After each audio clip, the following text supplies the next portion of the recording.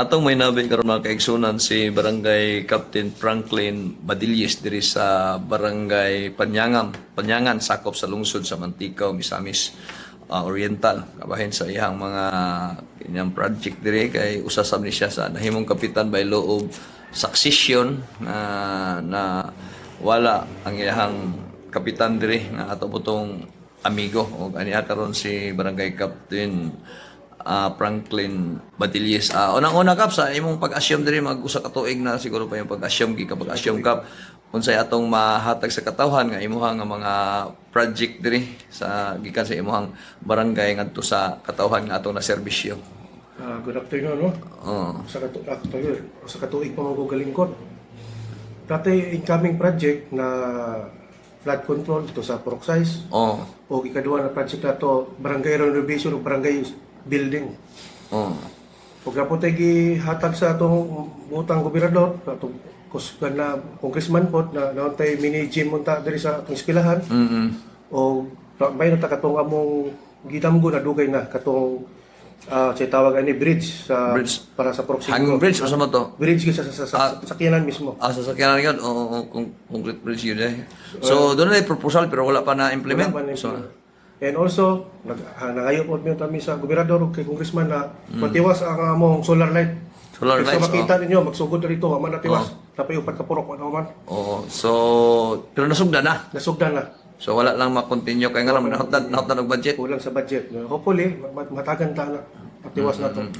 Kaya ako, gusto ko na ko tiwason sa itong mga proyekto sa akong gipulihan na akong ninong si Pabria, Kapitan Pabria. Then, kung naman ka naikuhan, wala, continuous yun lang man, nahotdan sa budget. Nga naman to, wala ma-release ang budget tanan. Na-release pa na may budget pero kulang lang. Kulang lang. Di matiwas. So, karon doon na i-request niyo mo dito nga Kanan sa matuwagan, solar matuwagan light. niyo. Sa solar light niya. Unsa pa ikuan ka kining about sa ato ang mga kuan dalan na to paingon sa mga purok na to kumusta man? Ay so katong mga 2 months ago, 3 months ago kaso gibaha na punta karon Gibaha na pod nag-road clearing man ta na puti ato mga kadalanan ato mga gipaayo man. Pero ambot lang ang atong sikapon na pod kay gaulan na pud gapon. Wala na pod na mag-apon. Mga pila ka adlaw gaulan naman pod.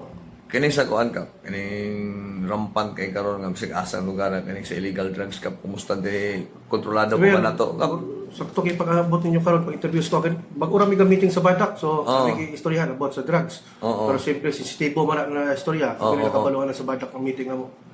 So usa man walay mga kuan diri sa inyo daghan diri ang mga users usually walay mga kuan diri mga pushers usa man wala po utanay talag sa wala mga users po diri wa pagi kabalita sa naagid pa nagsa sa man ni. Di isod maistoryahan ko wala ka. Pero amo lagi pa ng kimutan na ma-okay ang mga barangay. Doon naman may record sa una katong time sa kang Duterte nga record kisa mo itong mga wala to namali. Man namin duwa ka. Mga bag-o ni karon. Sa una pagyapon na. Sa una pagyapon. Tapos may duwa na among atimanon para para ma-clear ang barangay. At least nga kung ano sa kamay sa kan ka face and order ka po sa man wala ba yung nga dagkong hitabo diri. Wala man siguro mga social jud na sa kay kung naman po ato mga tubangon sa barangay atong sila yung pag-atbang okay naman po sila po. Ba. Sa mga kuandre ka basina kay mensahe sa katawhan ka chance na po rin ka pinagisab sa Freedom Radio tong bati abi na gyud sa social media sa makita po ni atong interview sa katawhan. Kung mahal ni mong Ginoo, Jesus Christ, the Lord and Savior, mahaglo ka mo wa og dautan kay mahal mo ni mong Ginoo. Kanang katawhan.